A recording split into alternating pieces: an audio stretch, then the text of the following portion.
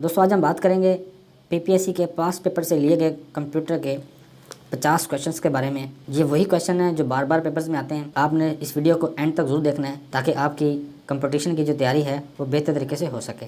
चलिए शुरू करते हैं। Question number 6, Linux is a या एन, ये क्या है? ऑपरेटिंग सिस्टम है, यूटिलिटी प्रोग्राम है, एप्लीकेशन सॉफ्टवेयर है या एजुकेशन सॉफ्टवेयर है? दोस्तों ये जो क्वेश्चन है नहायत ही आसान क्वेश्चन है और तकरीबन हर बार पेपर में ज़रूर आता है। लिनक्स जो है वो एक ऑपरेटिंग सिस्टम है। ये विंडो ही की तरह तकरीबन ऑपरेट करता है। ये इसका जो लेआउट होता है वो इस किस्म का होता है। यहाँ पे ग्राफिक्स, इंटरनेट, ऑफिस वो इस तरह से आ रहे होते हैं और नीचे इसका जो है वो आइकन्स जो है वो बने होते हैं। ठीक है, ये ओपन सोर्स जो है एक फैमिली है और ये जो लिनक्स सिस्टम है ये 17 सितंबर 1991 को रिलीज़ हुआ था। क्वेश्चन नंबर 7 है, ट्रैक बॉल इज़ ए, ये क्या चीज़ है? स्टोरेज डिवाइस है, आउटपुट डिवाइस है, इनपुट डिवाइस है या प्रोग्रामिंग लैंग्वेज है?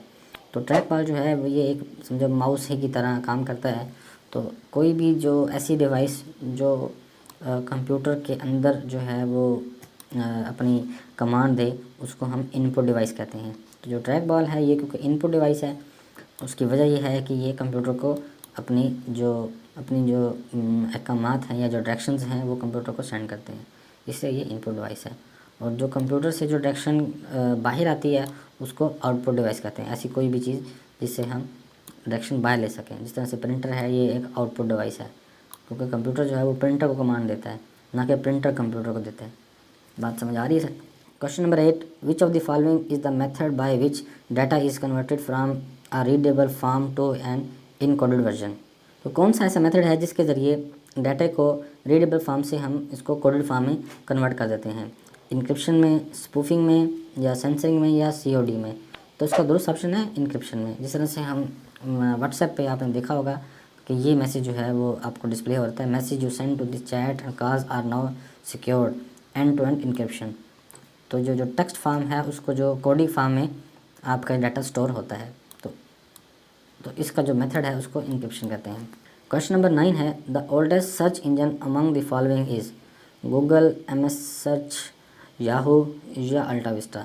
तो इन चारों में से कौन सा ऐसा सर्च इंजन है जो सबसे पुराना है? तो याहू जो है सबसे पुराना है। गूगल जो है वो 1997 में रिलीज़ हुआ। इस तरह MSN जो है सर्च ये 1998 में, याहू जो है वो 1994 में और अल्टा विस्टा जो है वो 1995 में रिलीज़ हुआ है। तो इन चारों में से याहू जो है वो सबसे ओल्डेस्ट है। क्वेश्चन नंबर 10 है, अ हाइब्रिड कंप्यूटर किसको कहते हैं? Resembles a digital computer, resemble a analog computer, C है resemble both a digital and analog computer या नन ऑफ दिस? इसका जो दुरुस्त ऑप्शन है वो है सी। इससे पहले जो मैंने वीडियो बनाई थी उसमें भी ये क्वेश्चन आया हुआ है जो कंप्यूटर के रेलेवेंट थी और उसकी मैंने करेक्शन भी की थी। वहाँ पे ये हाइब्रिड कंप्यूटर को मैं सही तरह डिफाइन नहीं कर पाया था।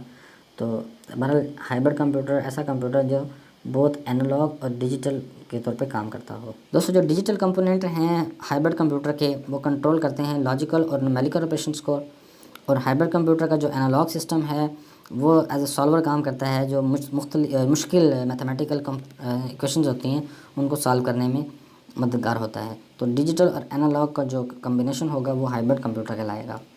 Question number 11, a computer application program that displays data arrange in rows and column is called? तो कंप्यूटर एप्लीकेशन, कंप्यूटर की ऐसी एप्लीकेशन या प्रोग्राम जो है जो डाटा को अरेंज करता है रोज़ और कॉलम, इसको कैसे कहते हैं, डिफाइन करते हैं? स्प्रेडशीट कहते हैं, रजिस्टर कहते हैं, फॉर्म कहते हैं या बॉक्स कहते हैं? तो दोस्तों स्प्रेडशीट जो है उसके ज़रिए डाटा जो है वो रोज़ और कॉलम में जो है वो कंट्रोल किया जाता है। जिस तरह से ये जो एक्सेल का जो प्रोग्राम है उसकी ये जो ABC ये जो इस तरह से ऊपर से जो आ रही हैं इसको हम कॉलम्स कहते हैं और ये वाली जो है वो सारी रोज़ है। ठीक है, और ये पूरा का पूरा जो है ये जो पूरी जिसके अंदर रोज़ और कॉलम्स बने होते हैं इस सारे को स्प्रेडशीट कहते हैं। क्वेश्चन नंबर 12 है, विच of the following is not a power point view? तो इनमें से कौन सा व्यू ऐसा है जो पावर पॉइंट व्यू नहीं है? Slide show view, slide view, presentation view या आउटलाइन व्यू? तो इसमें से जो प्रेजेंटेशन व्यू है ये पावर पॉइंट में ये वाला ऑप्शन मौजूद नहीं है। स्लाइड शो व्यू भी मौजूद है, स्लाइड व्यू भी मौजूद है, आउटलाइन व्यू भी मौजूद है। जिस तरह से ये मैंने आपको बताया गया कि ये जो है ऑप्शन ये स्लाइड शो का है, इसी तरह ये जो है वो रीडिंग व्यू का है और ये जो है वो स्लाइडर शॉर्टर का है और ये जो है वो किसी नॉर्मल का है। आप पावर पॉइंट का प्रोग्राम ओपन करेंगे तो उसके जो बटन पे जो आपको जो दिए हुए हैं ये इनका व्यू है, इसमें कहीं पे भी प्रेजेंटेशन व्यू मौजूद नहीं। वैसे इसको प्रेजेंटेशन के लिए सॉफ्टवेयर यूज़ करते हैं, लेकिन एक्चुअल प्रेजेंटेशन व्यू का ऑप्शन यहीं पे कहीं पे मौजूद नहीं है। आउटलाइन जो व्यू है वो इस सारे को जो है इसको आउटलाइन व्यू कहते हैं। ये यहाँ पर जो है वो मौजूद है। कंप्यूटर के जो व्यू में जाएंगे, व्यू के अंदर आउटलाइन व्यू मौजूद है। नॉर्मल स्लाइड शार्टर और ये तो हम पीछे पढ़ चुके हैं। तो ये जो आउटलाइन है वो इस तरह से शो होती है। जितनी भी स्लाइड्स बन रही हैं वो जो लेफ़्ट साइड पर जो आ रही है उसकी तरतीब, उसको आउटलाइन व्यू कहते हैं। क्वेश्चन नंबर 13 है, in MS word when we apply drop cap on a word then by default first character of this word drops to. MS word में जब ड्रॉप कैप हम अप्लाई करते हैं तो जो इसका जो वर्ड जो है वो कितनी रोज़ को कंज्यूम कर लेता है। तो 2 रोज़ हैं, 3 हैं, 5 हैं या 8 हैं। तो सबसे पहले समझ लेते हैं ड्रॉप कैप है क्या। जैसे यही क्वेश्चन को ड्रॉप कैप लगाया मैंने इन MS वर्ड को, तो जो आई है वो तकरीबन ये 3 रोज़ को कवर कर रहा है। तो इसका मतलब ये है कि जब मैंने आई के ऊपर ड्रॉप कैप लगाया है, ठीक है, ये ड्रॉप कैप, तो ये तकरीबन 3 लाइनों के ऊपर ड्रॉप हुआ है। ये बाय डिफ़ॉल्ट 3 लाइनों पे, आप इन लाइनों को बढ़ा भी सकते हैं, कम भी कर सकते हैं। तो जो बाय डिफ़ॉल्ट है तो वो 3 लाइन्स तक ड्रॉप कैप अप्लाई होता है। आपने न्यूज़पेपर में देखा होगा अक्सर जो है वो पहला जो लफ्ज़ होता है वो बड़ा होता है। जिस तरह कोई भी चीज़ जहाँ से लाइन स्टार्ट हो उसका जो फर्स्ट वर्ड है उसको हम ड्रॉप कैप कहते हैं। क्वेश्चन नंबर 14 है, what is the maximum font size you can apply for any character in MS word. तो मैक्सिमम जो फ़ॉन्ट साइज़ है वो MS वर्ड में कितना होता है, 163, 1638 या 16038 या नन ऑफ दिस। तो इसका जो दुरुस्त ऑप्शन है वो है 1638। तो मैक्सिमम जो फ़ॉन्ट साइज़ है वो 1638 जो है वो अप्लाई होता है।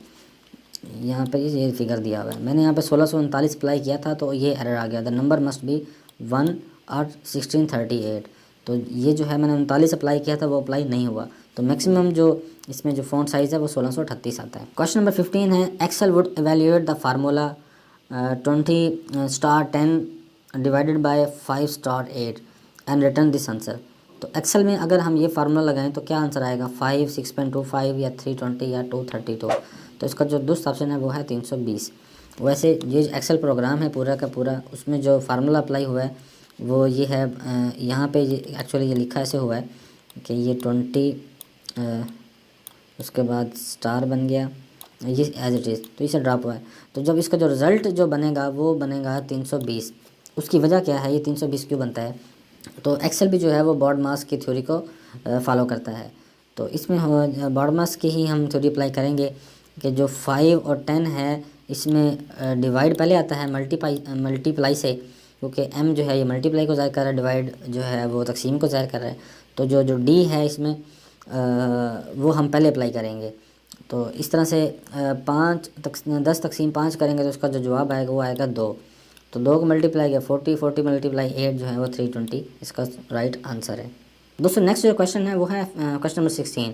तो इसमें अक्सर जो है वो ये पूछ लेते हैं कि जो डिफ़ॉल्ट जो फ़ॉन्ट मौजूद होता है वर्ड के अंदर वो मैक्सिमम कितना होता है। तो वो मैक्सिमम 72 डिजिट पर मुश्तमिल होता है जो डिफ़ॉल्ट मौजूद होता है, और उसका जो मिनिमम होता है वो होता है 8। तो मिनिमम इसका जो फ़ॉन्ट साइज़ है वो 8 है और मैक्सिमम जो है वो है उसका 72। तो ये क्वेश्चन भी बार बार पूछा जा चुका है। क्वेश्चन नंबर 17 है, Microsoft Windows uses a GUI environment, GUI pronounce GUI stands for. तो इसको क्या कहते हैं GUI को, ये graphical user interchange, graphical user interface, geometrical upper intelligence या ग्रामेटिकल यूज़र इनकॉर्पोरेशन। इसका जो सही आंसर है वो है ग्राफिकल यूज़र इंटरफेस।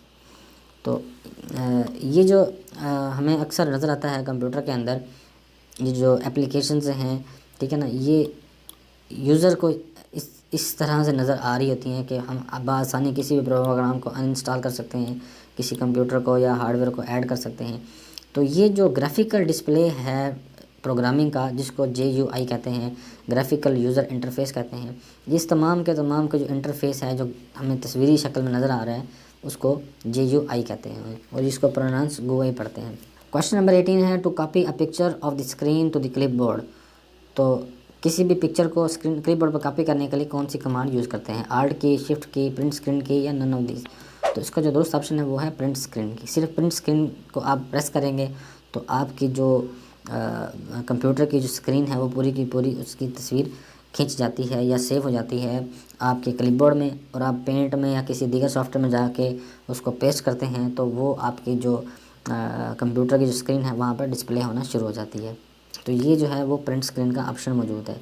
आपने जिस कंप्यूटर के पूरी स्क्रीन का प्रिंट लेना हो तो जस्ट कीबोर्ड पर इस की बटन को प्रेस करेंगे तो उस पूरी की पूरी जितनी भी वो स्क्रीन है उसकी पिक्चर बन जाएगी। उसको आपने जहाँ पर भी सेव करना है या पेंट वगैरह में जाके पेस्ट करेंगे तो ये पूरी की पूरी स्क्रीन वहाँ पर शो हो रही होगी। दोस्तों, अगर आपने इस चैनल को सब्सक्राइब नहीं किया तो इस चैनल को ज़रूर सब्सक्राइब कर लें ताकि आने वाली वीडियोज़ का नोटिफिकेशन आपको